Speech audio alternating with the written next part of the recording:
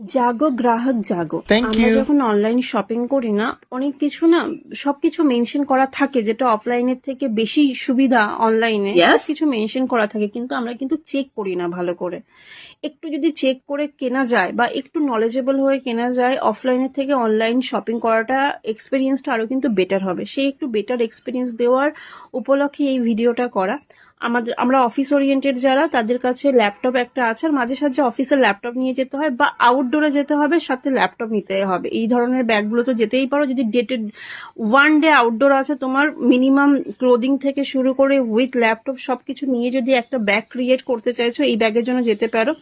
Laptop কেনার জন্য, laptop bag কেনার জন্য, ল্যাপটপ ব্যাগ যেখান থেকেই কেনো, তা কেনার জন্য একটা জিনিস দেখবে সবসময়, স্পেসিফিকেশনে গিয়ে বা লাইভ দেখে কিনছো, সেই সেলারকে জিজ্ঞাসা করে যে ল্যাপটপ রাখার জন্য কি এক্সট্রা কুইল্টেড স্পেস আছে, তাহলেই সেই ল্যাপটপ ব্যাগটা নেবে। আদারওয়াইজ নেবে না, কারণ নাহলে স্ক্রিন ফেটে যাবে, কর্নার ড্যামেজ হতে পারে। ল্যাপটপ অনেকটা দামি জিনিস, তো যদি এক্সট্রা কুইল্টেড স্পেস না থাকে, তোমার ল্যাপটপটাকে প্রোটেক্ট করতে পারবে না।